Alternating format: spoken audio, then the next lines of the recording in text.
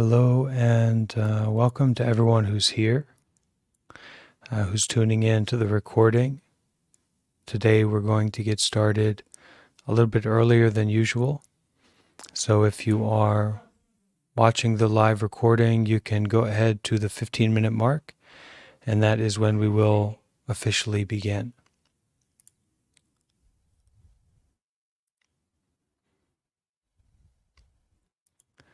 Other than that, we'll just be hanging out, waiting for people to join in. So that's what we'll be doing for about 15 minutes.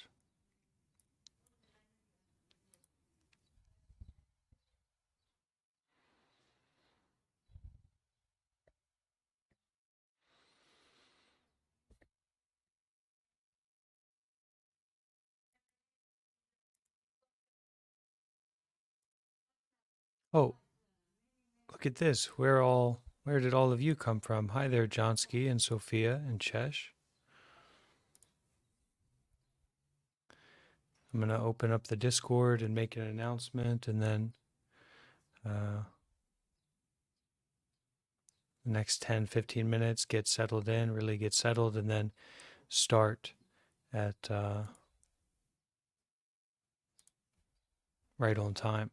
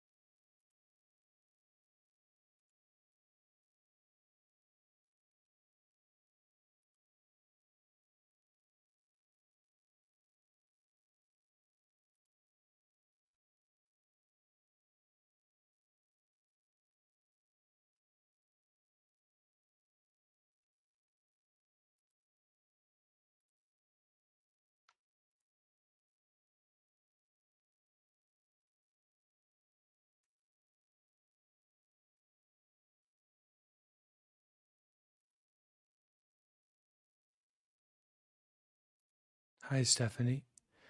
Good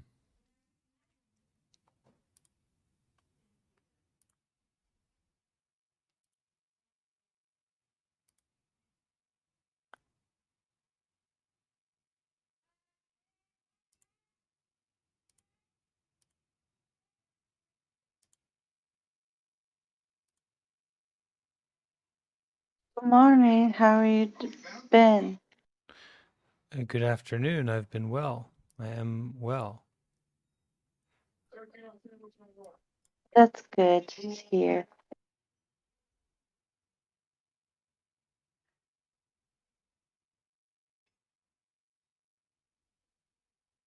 Hi, Kevin.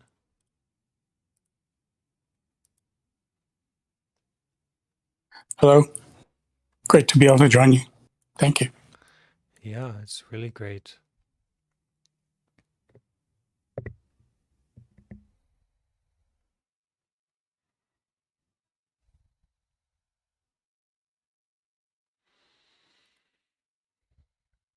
Hi, Rodan.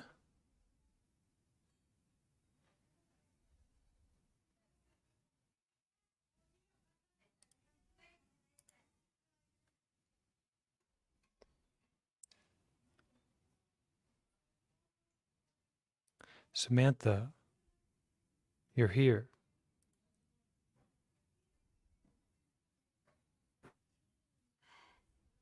Hi, Pante. How are you? Good. I'm okay.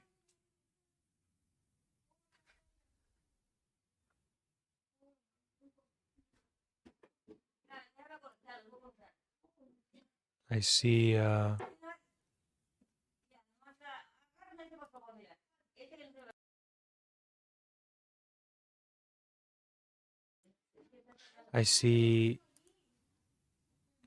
on YouTube Janelle and Alexander, Sophia, Johnsky. Hello, Anastasia. Hello, Bansi, and hi, everyone. It's great you've been able to join more often recently. Yes, I'm making the effort to do so.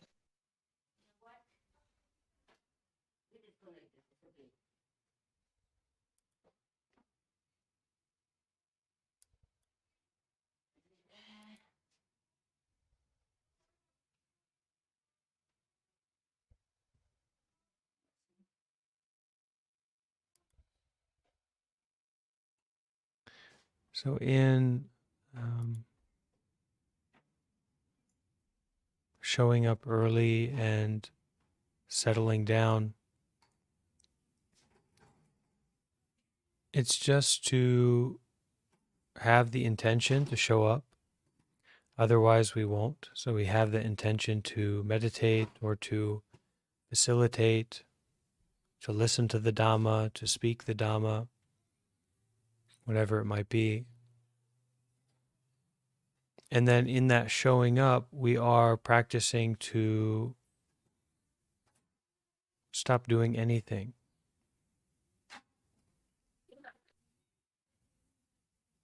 We start to exercise not doing anything, the practice of not doing anything.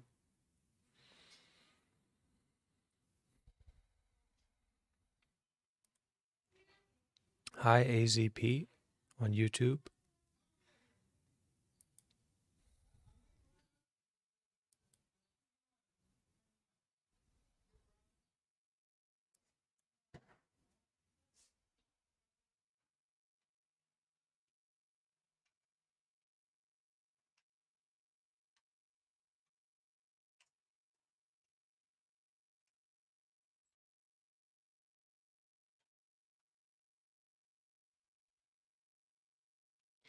There may be some noises that come up in the background. We have some change happening. Hello, Sunshine. That's a nice name, Sunshine.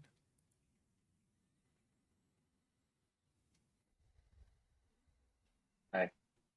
Thanks. Is this your first time here? Yeah. Been meaning to drop in on one of these for a while. Okay, so you're here, I'm here, and some other people are here as well. So there's many causes and conditions for intimacy, vulnerability, openness.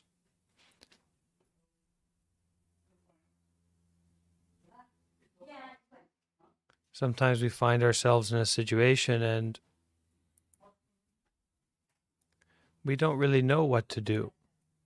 You know, there's maybe too many people or too many, maybe everyone's speaking a different language, or the context is different from a context that we've ever been in before. So we don't know what to do. And so at that time, maybe one of two things can happen. Maybe one of a trillion Googleplex things can happen, but these are two. One is that kind of energy that goes with being in a new experience, a new situation, we kind of fall back onto a fiddling with the mind, or we have so much momentum of doing things. So we just start doing something, we start becoming self-conscious, or we start a lot of extra thinking. We start judging, or our heart starts beating fast and we're reacting to that. All kinds of different nervous doing starts to happen because we're in this new, unknown, kind of vulnerable, raw experience. So that's one thing that can happen. But the other way of doing in that situation is to really give up doing. We don't know what to do. So in that case, we have to simply be.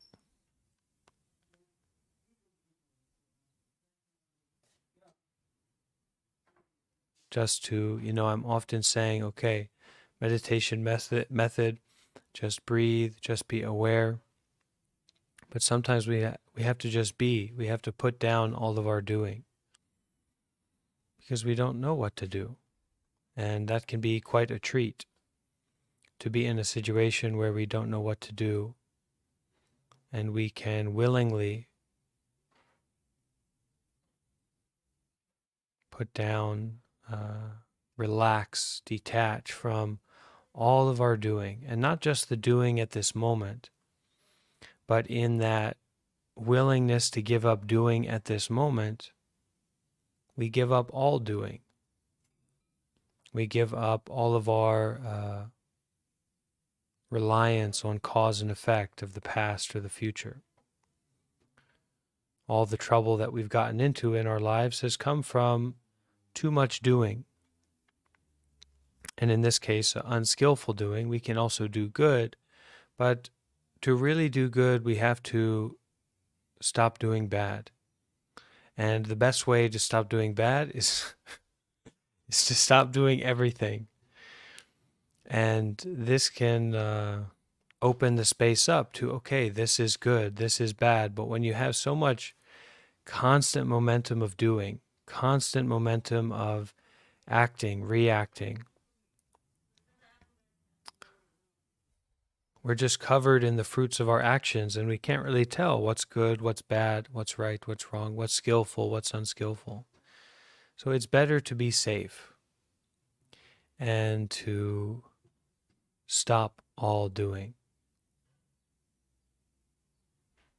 Being here a little bit early, we have that opportunity to get started stopping early, which is at this moment.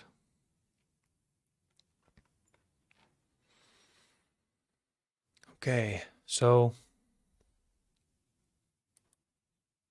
hi Jamie and Sela and Robert and Johnny and Nema. Anyone have anything to share? Those people who have just been recognized?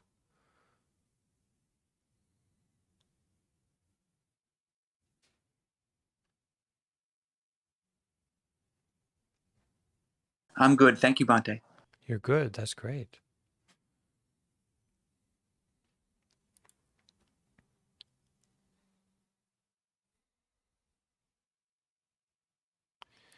So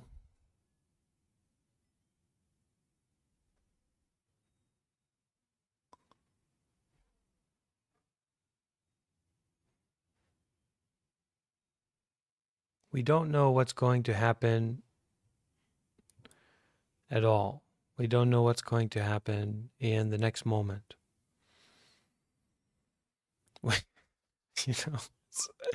It's a strange situation, but it's true. We don't know what's going to happen in the next moment. And we have perceptions, we have an understanding about what has happened in the past, but we know about how limited that perception is. Even if we, the scientist or whoever, it's a common saying that we use 10% of our brain, or we use 50% of our brain. People say that. which is probably totally ridiculous, but people say we only use 50% of our brain. Even if we used 100% of our brain and we were able to perceive to a precise detail in all aspects from our subjective position, the past, we would still be missing 99% of that past experience. We would be missing most of it. All the different aspects of the environment, all of the causes and the effects that were acting and interacting, all of the relationships, the interbeing that was going on. So mostly we don't know.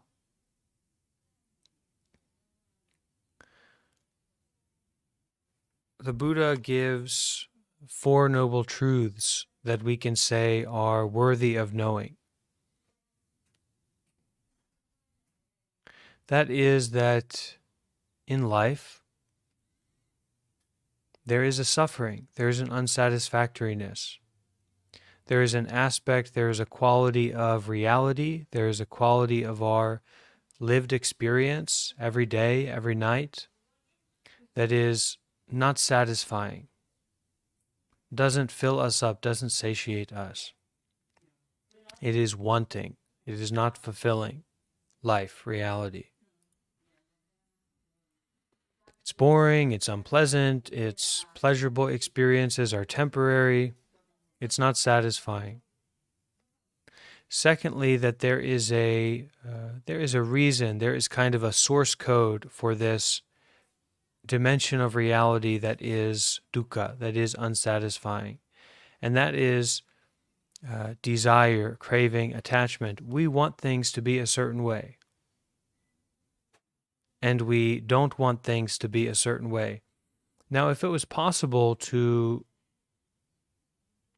get what you wanted and to avoid what you wanted, what you didn't want, you would still suffer, because that getting and that avoiding would still be temporary. So, hi, David. So, there is a suffering. It's a part of life. It's worthy to know that. It's worthy to look at that, to recognize that. There is a cause of our suffering, which is I like it this way, and I don't like it that way. And we can't control what happens. We get what we don't want, and we don't get what we want continuously.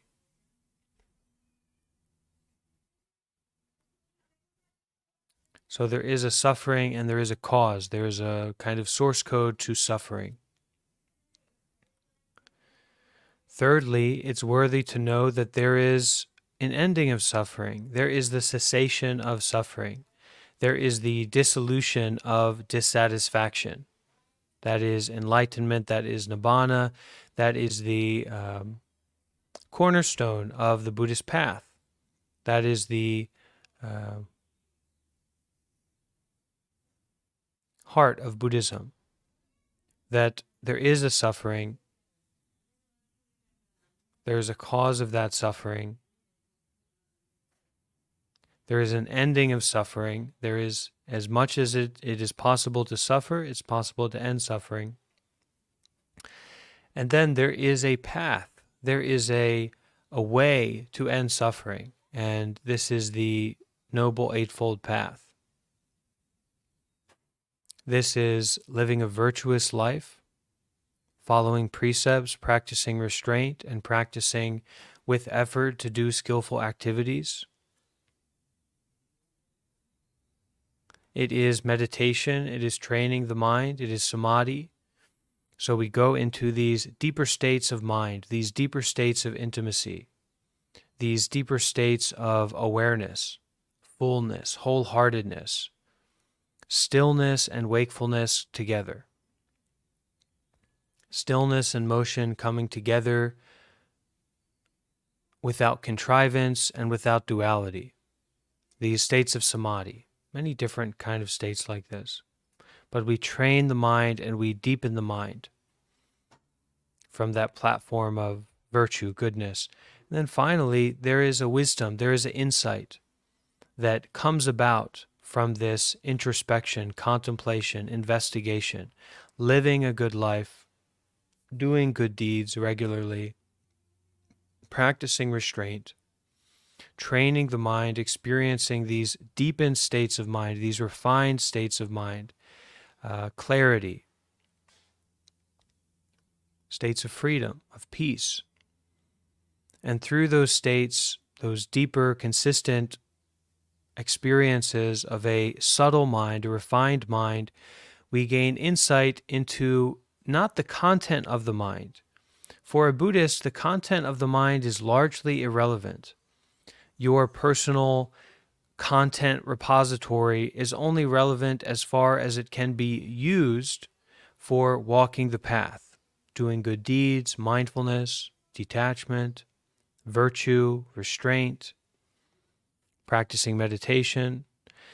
And through these practices, we gain an insight not into the content of the mind, but the principles, the functioning of the mind, the aspects of the mind that are the rules and marks in which the mind exudes content or expresses content. Impermanence. No self. Where is your self? Is it in your fingernail? Is it in your foot? If you look for yourself, what do you find? Not taking an easy answer.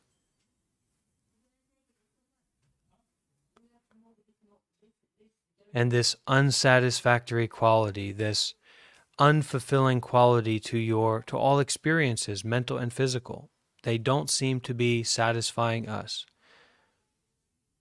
No matter how much energy and effort we put into getting them to be a certain way.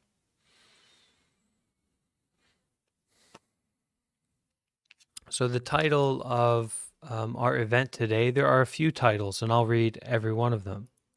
The title in Discord is Monday Community Meditation and Dharma Sharing. On YouTube, the title is It Possible to Become Enlightened? And on my Facebook, Enlightenment is Possible. So all kinds of different aspects going on here.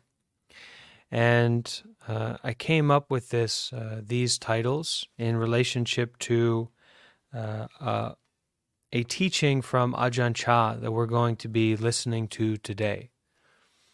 That is titled, It Can Be Done. It can be done. Transformation, maturation, development, the establishment of peace, freedom, joy, the establishment of being a good person, the establishment of deeper states of meditation that heal our sufferings, our traumas, our confusions, our delusions, that release those aspects of self-fixation. And we can become wise. We can gain insight not just into the content, but into all aspects of how reality itself functions. And we can walk from that place.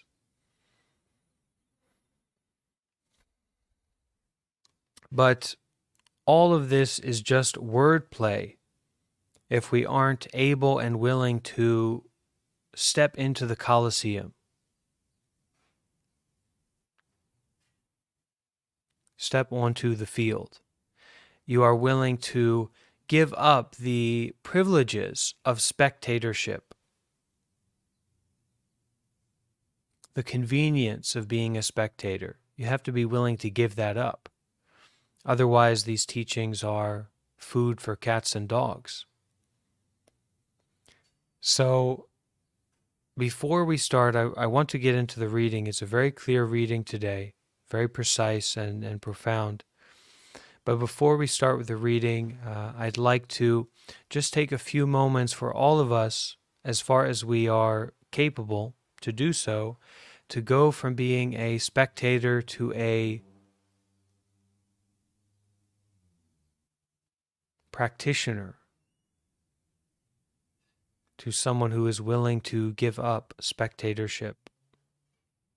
So how do we do that? It's pretty simple. go ahead and remember your intention. So find out, first of all, before we step onto the field, you've got to want to be here. If you don't want to be here, if you don't want to practice meditation, then you're in the wrong place. You're wasting your time, you're wasting this opportunity, you know. And it's not about the content here. It's not about me. It's not about the other people here. It's about you stepping into practice, period. So this being an opportunity for that, and that's all. So do you want to be here?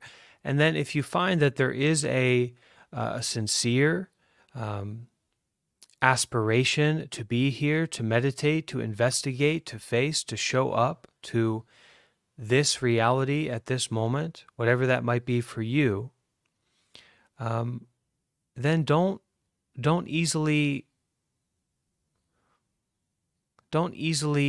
exchange that for passivity. Don't just throw it away the moment you try to meditate and then you say, "Oh, it doesn't work," and you give up. Don't devalue your will. Don't devalue your intentionality, your sincerity.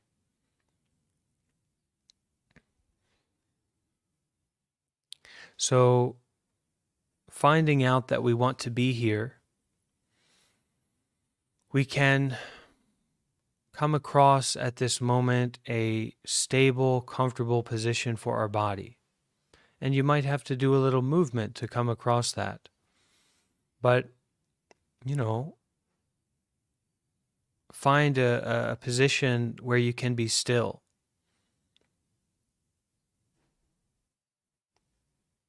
It's just like a microscope, right? I don't know if, has anyone here ever used a microscope for leisure or for, some people use microscopes for scientific purposes, but, if you've ever used a microscope, you will know that to look closely, it has to be still. If it is moving around, if it is doesn't have enough light, doesn't have enough wakefulness, brightness, you can't see. And if it's moving around, you also can't see.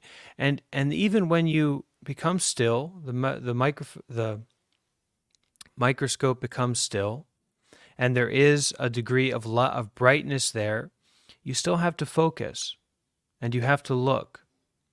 So just like the microscope, go ahead and take a deep breath and bring some brightness, bring some real virility, vigor into your awareness, into your body at this moment. You can take a deep breath and bring in that attentive presence. Breathe in deeply a few times and bring that in.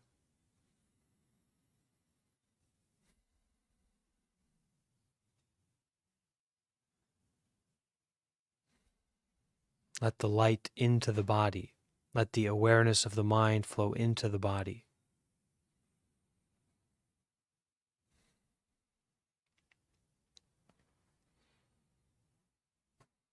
And then, as you have the intentionality and you have the brightness, the quality of awareness, breathing into the body,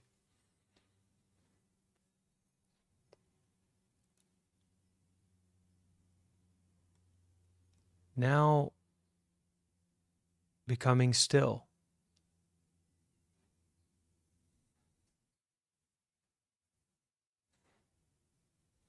Allowing the body to come to a rest.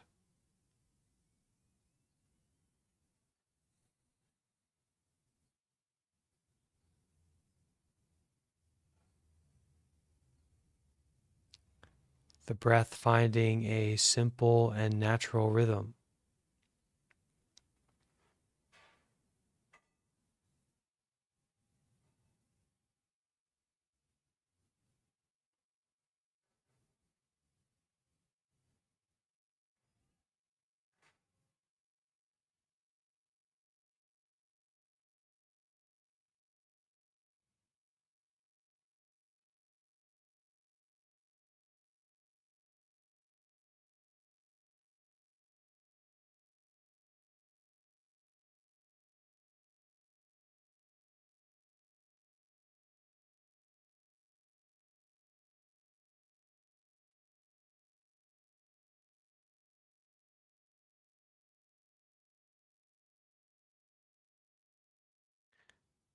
just sitting, breathing, and being aware.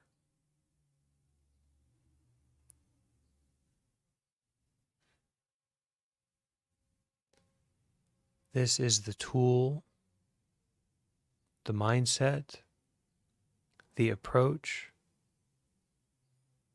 the anchor point that you come back to. What's going on? Am I doing it right? What about this? What about that? Notice it, the body becoming still, and come back to this experience, this reality, just sitting here. Breathing deeply if needed,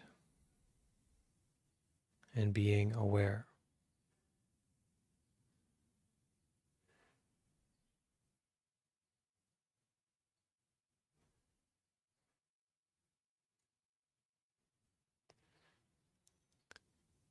If you can't do it, that's great. Just sit and breathe.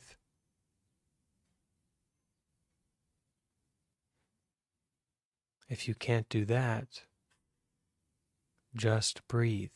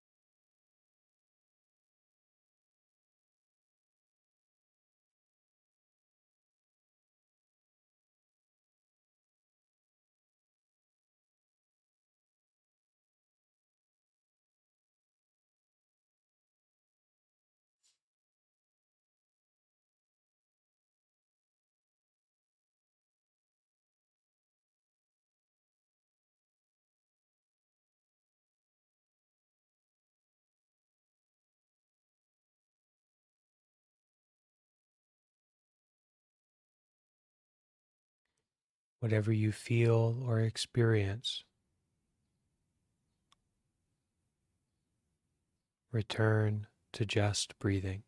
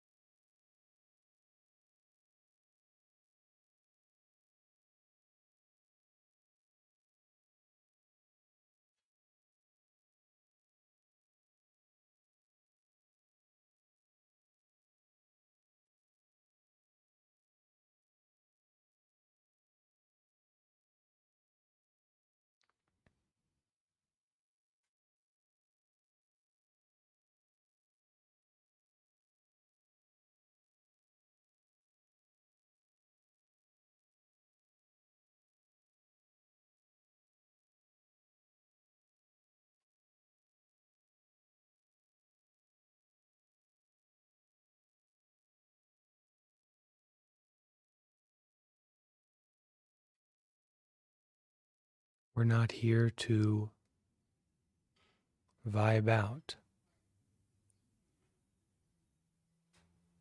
We're not here to have a spiritual trip. We're not here to breathe in a certain way that is relaxing and meditative. We are here to face reality exactly as it is at this moment.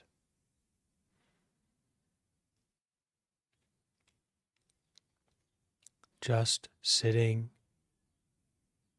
breathing, and facing this moment, whatever it is.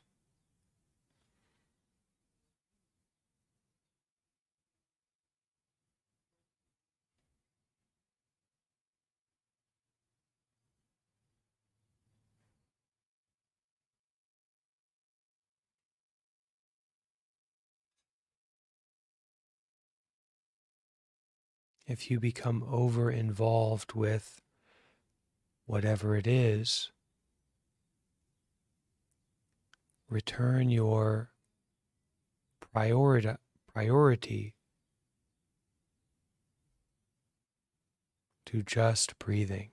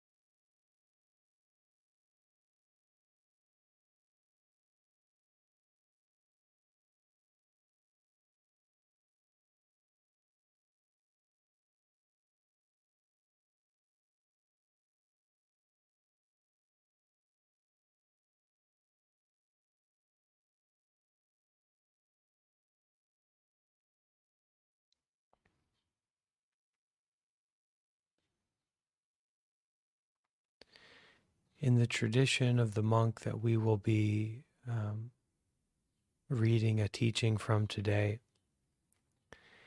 a Dharma talk is no different than meditation. So as I read through this teaching today, I encourage you to stay as closely as you can to your just breathing, just facing, just listening. And if you get very uncomfortable, don't make a big deal out of it. Just adjust and get comfortable and continue.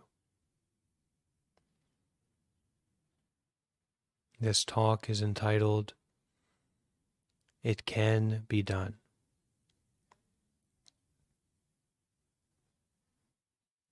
So we will have the exact same feeling about our existence in this world, but we will not cry over things. We will not be tormented or burdened by them. At this time, please determine your minds to listen to the Dhamma. Today is a day of listening to this wisdom. It is the appropriate time for us to study the Dhamma in order to increase our mindfulness and wisdom. Giving and receiving the teachings is something we have been doing for a long time. Meditating and listening to teachings should be understood as methods and principles for spiritual development. They are not anything more than this.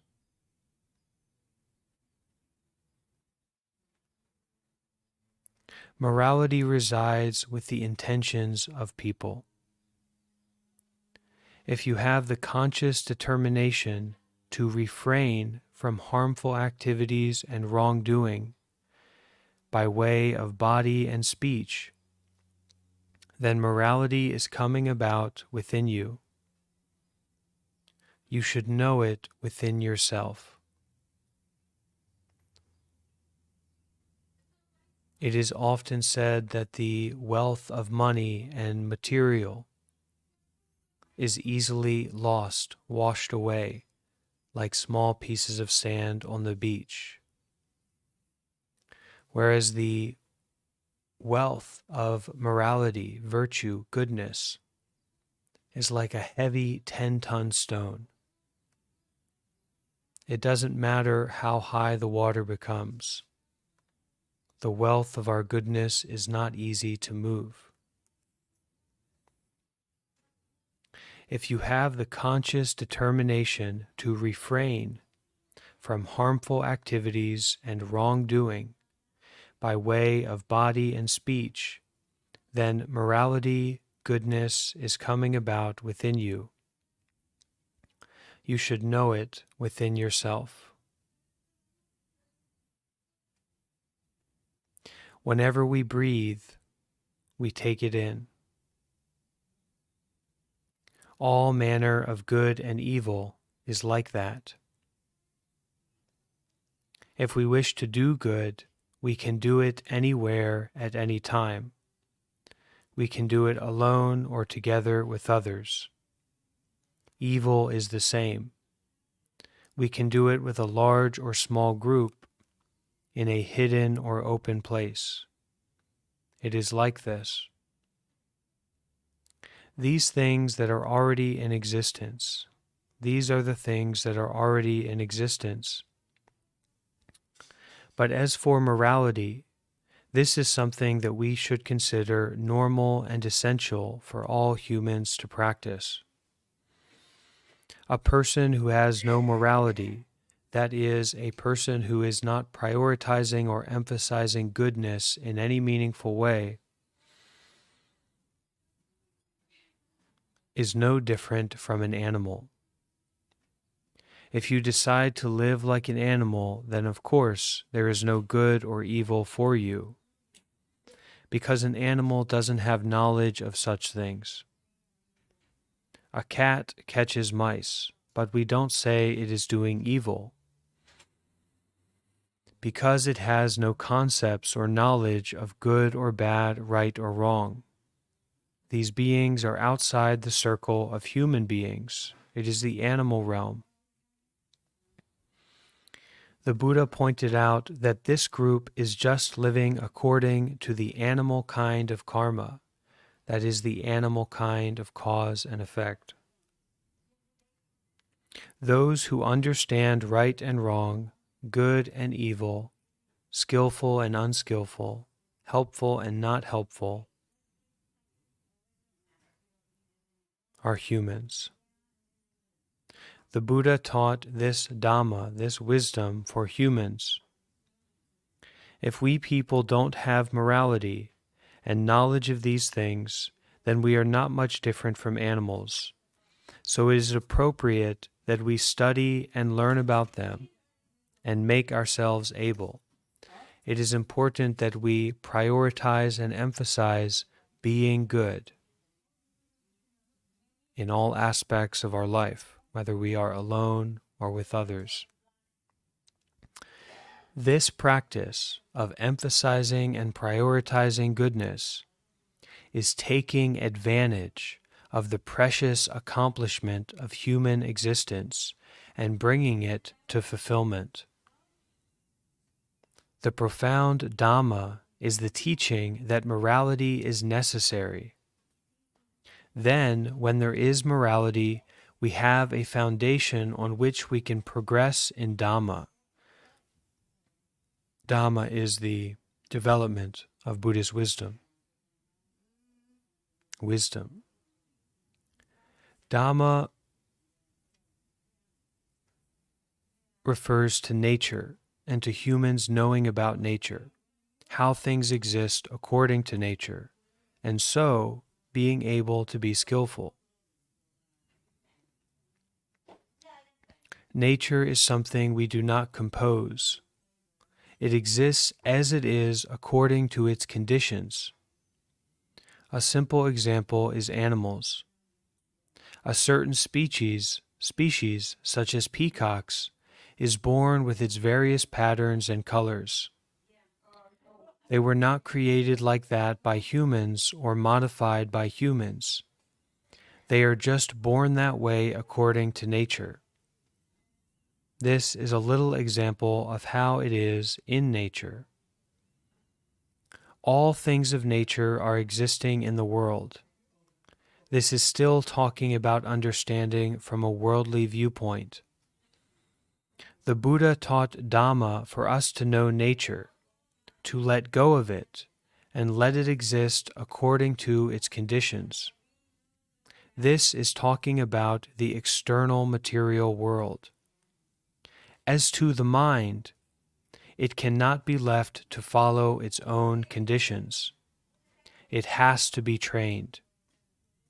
In the end, we can say that mind is the teacher of body and speech, so it needs to be well trained. Letting it go according to its natural urges just makes one an animal. It has to be instructed and trained. It should come to know nature, but should not be merely left to follow nature. We are born in this world, and all of us will naturally have the afflictions of desire, anger, and delusion. Desire makes us crave after various things and causes the mind to be in a state of imbalance and turmoil. Nature is like that. It will just not do to let the mind go after these impulses of craving. It only leads to heat and distress. It is better to train in Dhamma. It is better to train in truth. When aversion or resistance occurs in us, we want to express anger towards people. It may even get to the point of physically attacking or killing people. But we don't just let it go according to its nature. We know the nature of what is occurring. We see it for what it is and teach the mind about it. This is studying Dhamma. This is studying the truth. Delusion is the same. When it happens, we are confused about things. If we just leave it as it is, then we remain in ignorance.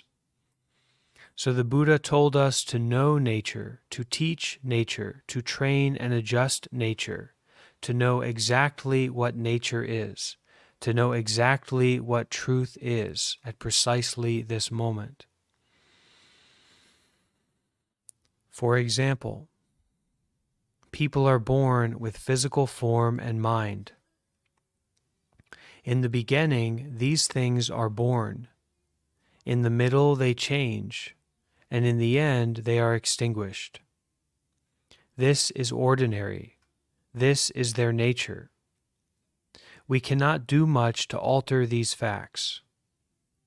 We train our minds as we can, and when the time comes, we have to let go of it all. It is beyond the ability of human beings to change this or get beyond it.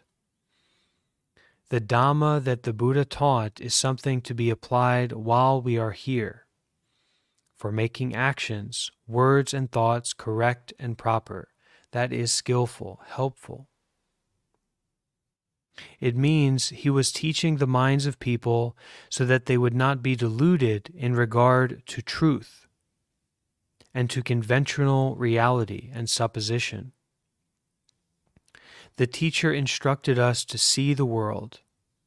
His Dhamma was a teaching that is above and beyond the world. That is, truth is above and beyond the world.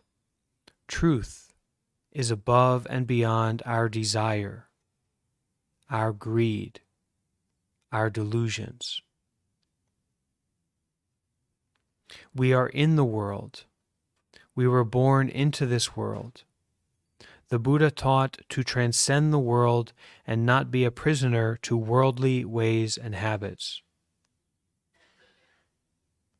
It is like a diamond that falls into a muddy pit. No matter how much dirt and filth covers it, that does not destroy its radiance, the hues and the worth of it. Even though the mud is stuck to it, the diamond does not lose anything, but is just as it originally was. There are two separate things. So the Buddha taught to be above the world, which means knowing the world clearly. By the world, he did not mean so much the earth and sky and elements, but rather the mind, the wheel of suffering within the hearts of people. He meant this wheel, this world. This is the world that the Buddha knew clearly. When we talk about knowing the world clearly, we are talking about knowing these things. If it were otherwise, then the Buddha would have had to be flying everywhere to know the world clearly. It is not like that. It is a single point. All dhammas, all truths come down to one single point. Like people. If we observe one man and one woman or one person, we know the nature of all people in the universe. They are not that different. Or learning about heat. If we just know this one point, the quality of being hot, then it does not matter what the source or cause of the heat is. The condition of hot is such. Knowing clearly this one point, then wherever there may be hotness in the universe, we know it is just like this. So the Buddha knew a single point, and thus his knowledge encompassed the world. Knowing coldness to be a certain way, when he encountered coldness anywhere in the world, he already knew it. He taught a single point for beings living in the world to know the world, to know the nature of the world. Just like knowing people.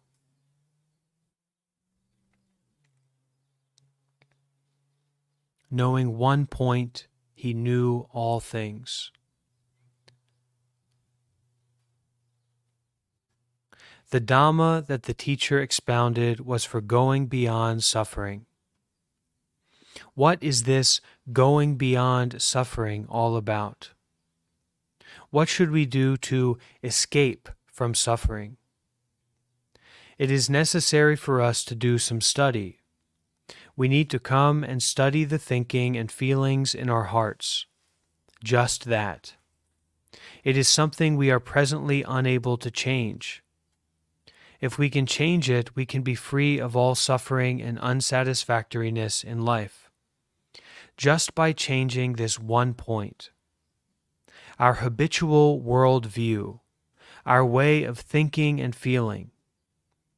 If we come to have a new sense of things, a new understanding, then we transcend the old perceptions and understandings. The authentic truth of the Buddha is not something pointing far away. It teaches about atta, self, and that things are not really self. That is all.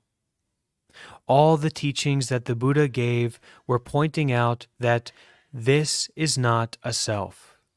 This does not belong to a self. There is no such thing as ourselves or others. Now, when we contact this, we can't really read it. We don't translate the truth correctly. We still think, this is me, this is mine. We attach to things and invest them with meaning. When we do this, we can't yet disentangle from them.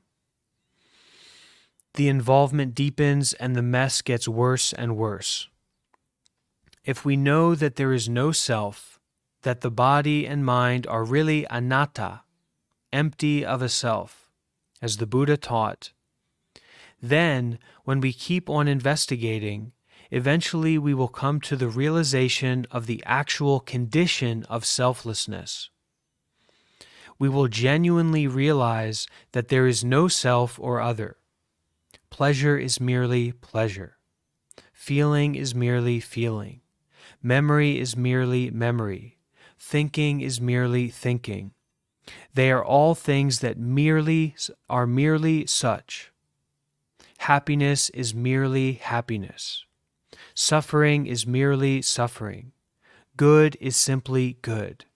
Evil is simply evil. Everything exists just thusly. There is no real happiness or real suffering. There are just the merely existing conditions at this moment. Merely happy, merely suffering, merely hot, merely cold, merely a being or a person. You should keep looking to see that things are only so much.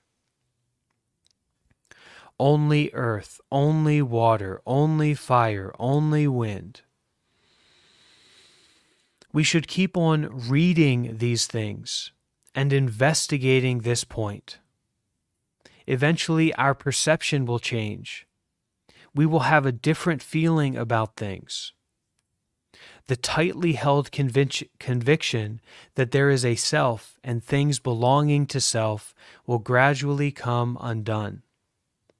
When this sense of things is removed, then the opposite perception will keep increasing steadily. When the realization of no self comes to full measure, then we will be able to relate to the things of this world, to our most cherished possessions and involvements, to friends and relations, to wealth, accomplishments, and status, just the same as we do to our clothes. When shirts and pants are new, we wear them. They get dirty and we wash them. After some time, they are worn out and we discard them. There is nothing out of the ordinary there. We are constantly getting rid of the old things and starting to use new garments. So we will have the exact same feeling about our existence in this world. We will not cry or moan over things. We will not be tormented or burdened by them. They remain the same things as they were before, but our feeling and understanding of them has changed. Now our knowledge will be exalted, and we will see truth. We will have attained supreme vision and authentic knowledge of the Dhamma that we ought to know. Authentic knowledge of the truth that we ought to know. The Buddha taught the Dhamma that we ought to know and to see. Where is the Dhamma that we ought to know and see? It is right here within us. This body and mind. We have it already. We should come to know and see it.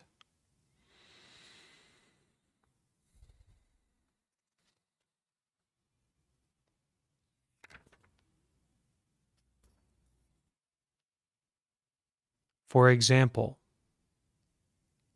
all of us have been born into this human realm. Whatever we gained by that, we are going to lose. We have seen people born and seen them die. We just see this happening, but don't really see clearly. When there is a birth, we rejoice over it. When people die, we cry for them. There is no end. It goes on in this way, and there is no end to our foolishness. Seeing birth, we are foolhardy, overconfident. Seeing death, we are foolhardy, overconfident. There is only this unending foolishness. So let's take a look at all this. These things are natural occurrences. Contemplate the truth here, the truth that we should know and see. This truth is existing right now. Make up your minds about this. Exert restraint and self-control. Now we are amidst the things of this life. We shouldn't have fears of death. We should fear the lower realms. Don't fear dying, rather be afraid of falling into hell. You should be afraid of doing wrong while you still have life. These are old things we are dealing with, not new things. Some people are alive but don't know themselves at all. They think, what's the big deal about what I do now? I can't know what is going to happen when I die. They don't think about the new seeds they are creating for the future. They only see the old fruit. They fixate on present experience, not realizing that if there is fruit, it must have come from a seed. An effect must have come from a cause. And that within the fruit we have now are the seeds of future fruit. These seeds are just waiting to be planted. Actions born of ignorance continue the chain in this way. But when you are eating the fruit, you don't think about all the implications. Wherever the mind has a lot of attachment, just there will we experience intense suffering, intense grief, intense difficulty. The place we experience the most problems is the place we have the most attraction, longing, and concern. Please try to resolve this. Now, while you still have life and breath, keep on looking at it and reading it until you are able to translate it and solve the problem.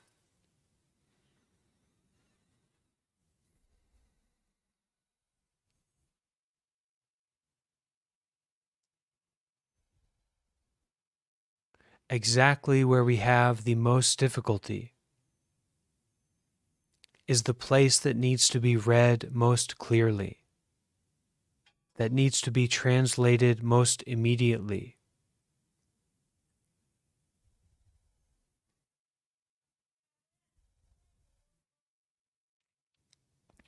Whatever we are experiencing as part of our lives now, one day we will be parted from it. We will lose it.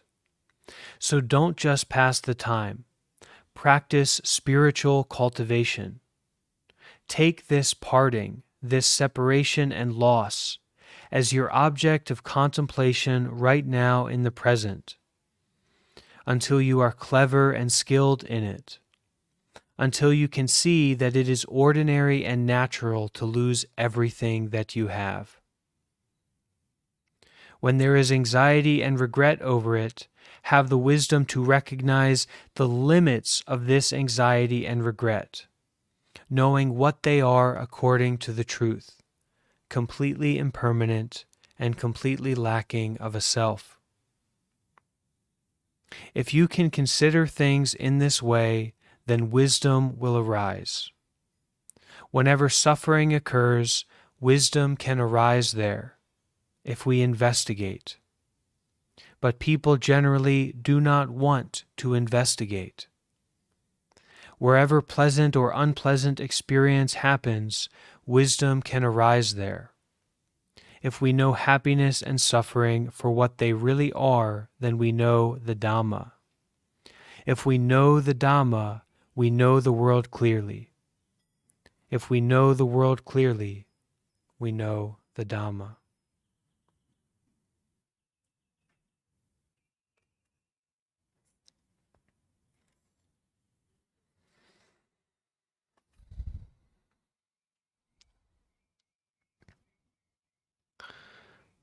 So that is a reading, a teaching from Most Venerable Ajahn Chah from the book entitled Everything is Teaching Us.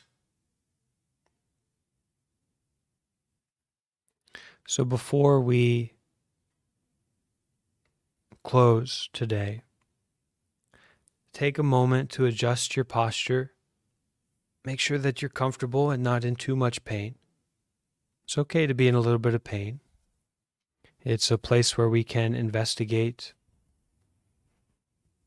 and develop wisdom. But take a moment to make sure that you're comfortable.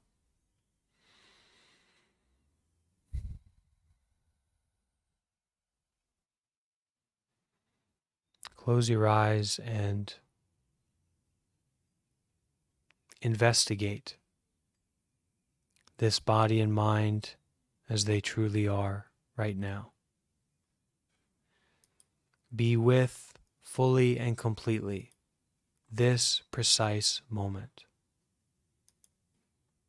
this exact moment.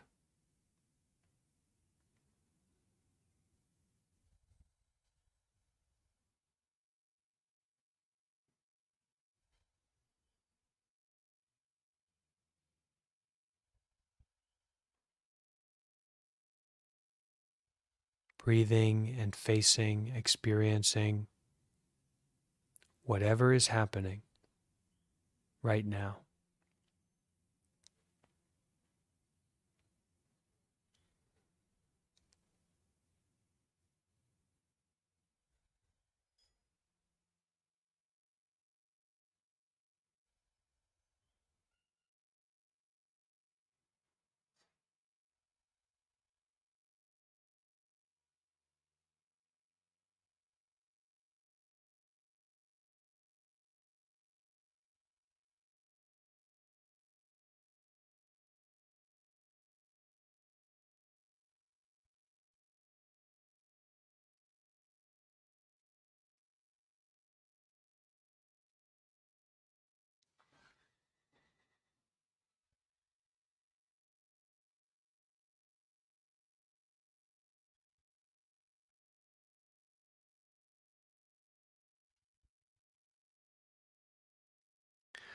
So we're going to finish today with some chanting. This chanting is to recognize and bring up appreciation, kind of lift up a recognition of our human ability to become enlightened, to really see the truth that the Buddha represents, that the Buddha realized. And it is also to take refuge, to go for refuge to the Buddha, the Dhamma, and the Sangha. The Buddha is this enlightened mind. The Dhamma is the teachings and the experiences of skillful means leading to enlightenment. And the Sangha is the community of practitioners. So we take refuge not in YouTube or TikTok or like or dislike preferences, but we take refuge as a Buddhist in the Buddha, the Dharma, and the Sangha. And then we'll finish at the very end with 3 sadhus. This word sadhu means excellent, wonderful, good job. So everyone, please bring your hands together, and we will have this chanting.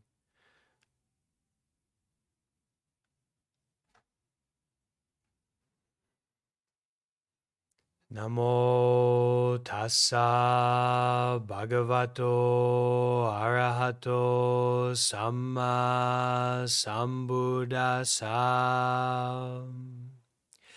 Namo tassa bhagavato arahato samma sambuddhassa.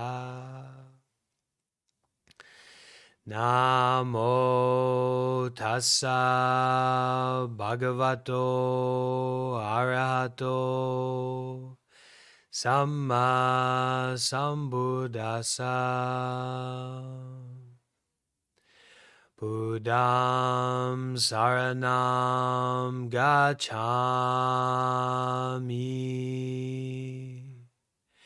Dhammam saranam gacchami.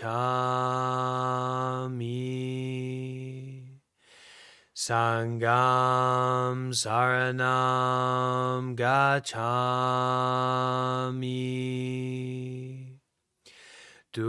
Tutiyampi Buddham Saranam Gacchami. Tutiyampi Dhammam Saranam Gacchami. Tutiyampi Sangham Saranam Gacchami.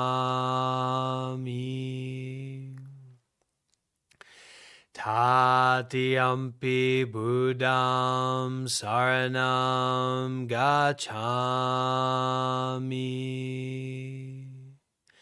Tatiyampi Dhammam Saranam Gacchami. Tatiyampi Sangham Saranam Gacchami.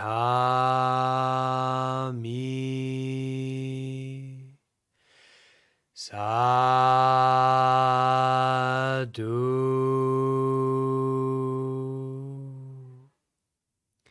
Sadhu.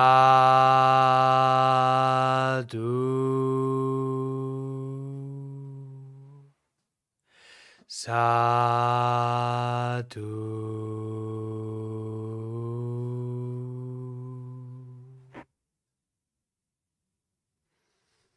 And we can make a deep bow.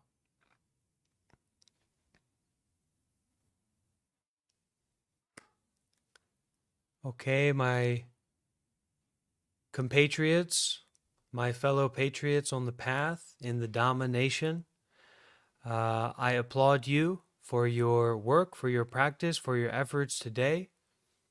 Let's keep making efforts. Let's keep showing up to our practice, to our mindfulness, to our detachment, to our investigation of the truth, and let's try to inspire others to do the same. Okay? Wishing you all happiness and peace, and enjoy your moment. Enjoy your evening, your day, your life. Bye-bye. Thank Thank you you. so Bye. much. Yeah. Thank you.